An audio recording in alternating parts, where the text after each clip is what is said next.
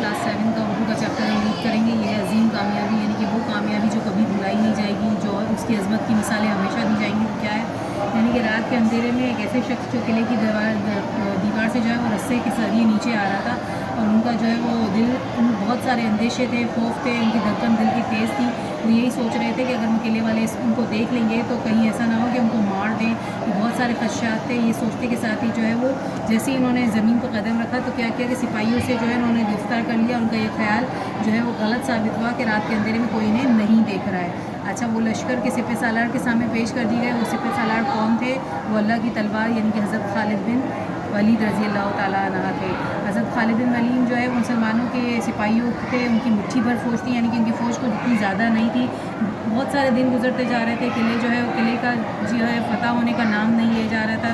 تو حضرت خالد بن رضی اللہ تعالیٰ عنہ نے کیا کیا کہ ان مضبوط دیواروں میں سے سرنگ کہتے ہیں زمین کے اندر سے بنائے جانے والے راستے کو سرنگ کہا جاتا ہے, ہم وہ بنائیں گے اور انشاءاللہ یہ ترکیب آزمائیں گے تو اللہ نے چاہا تو ہمارے لیے آسانیاں ہو جائیں گی.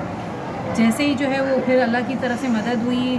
دمشق کے جو قلعے تھے, دمشق جو ہے وہ کسی جگہ کا نام ہے, اس کے قلعے سے نیچے اترنے والے لوگوں نے نوجوانوں جو ہے مسلمانوں ہونے کی خواہش ظاہر کی, اور ان کے مذہبی رہنما تھے بدتریق. ان کے یہاں جو ہے وہ بیٹے کی پیدائش ہوئی تھی, اس وجہ سے جو ہے پورا دمشق جشن کا جو ہے وہ سما تھا, جشن جو ہے وہ منا رہا تھا. اسی وجہ سے کوئی بھی لوگ انہیں دیکھ نہ پائے.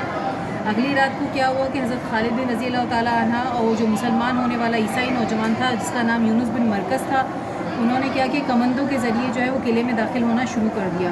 بہت سارے مسلم سپاہی بھی تیار ہو چکے تھے, اور پہرے دارے کو انہوں نے جو ہے سنبھلنے کا موقع نہ کیا, اور آنن فانن جو ہے انہوں نے ان کو مار دیا.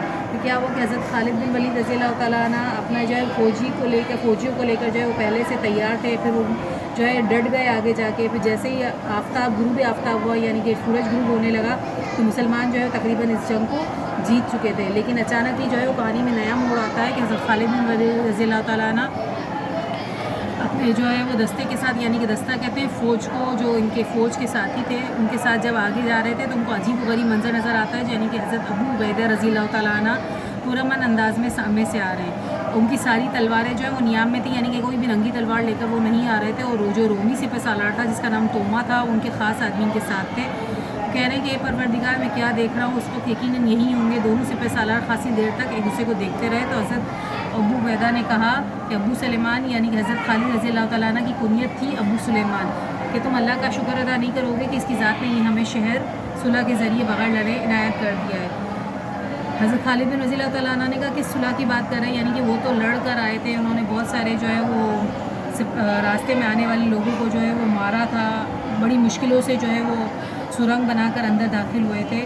تو انہوں نے کہا اللہ کی قسم میں خود شہر میں داخل ہوا ہوں, میں تلوار چلائی ہے, میرے ساتھیوں پر بھی تلوار چلی ہے, ان کے ساتھی بھی شہید ہوئے ہیں, وہ رومیوں کے حق میں نہیں تھے. حضرت ابو سلیمان رضی اللہ تعالیٰ نے کہا ابو سلیمان میرے دستے جو ہے وہ پرامن طریقے سے قلعے میں داخل ہوئے ہیں, اگر آپ میرے فیصلے کو رد کرنا چاہیں تو کر دیں. لیکن وہ کہہ رہے ہیں کہ میں نے اپنے دشمنوں کو معافی کا وعدہ دے دیا, یعنی کہ جتنی بھی انہوں نے تکلیفیں سہی, جتنے بھی ان کے سپاہی شہید ہوئے, حضرت ابو عبیدہ رضی اللہ تعالیٰ نے پہلے سے ہی ان دشمنوں کو معاف کر دیا تھا.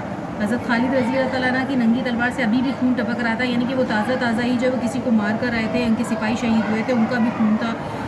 لیکن وہ کہتے تھے کہ میں صلح کیسے کروں گا. تو خالد رضی اللہ تعالیٰ عنہ ان کے ساتھی کی ساری سازش کو سمجھ گئے, یعنی کہ وہ کسی قسم کی جو ہے وہ خفیہ تدبیر کر رہے تھے, اور یہ جان گئے تھے کہ اس وقت جو ہے وہ سارے جو رومی ہیں وہ مدہوش ہوں گے, یعنی کہ وہ جشن منا رہے تھے. تو اس وقت شراب نوشی عام تھی, اس میں جو ہے وہ مدہوش تھے, وہ مسلمانوں کا مقابلہ نہیں کر سکتے تھے. اسی لیے انہوں نے فوراً لشکر کے دوسرے جو سپہ سالار تھے جو حضرت ابو عبیدہ رضی اللہ تعالیٰ عنہ, ان سے صلح کر لی تھی, یعنی کہ ان کو ان سے یہ اس بات پہ معاہدے پہ دستخط کر دی تھی کہ اگر آپ لوگ اس شہر میں داخل ہوں گے تو ہمیں کسی قسم کی کوئی سزا نہیں دیں گے.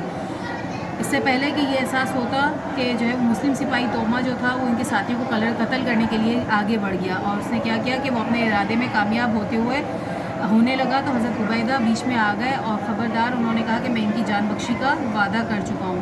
حضرت خالد بن ولید جو ہے وہ کسی طرح بھی رومیوں کو چھوڑنا نہیں چاہتے تھے. انہوں نے ان قلعے کو جو ہے بہت مشکل مراحل سے جو ہے وہ گزر کر حاصل کیا تھا.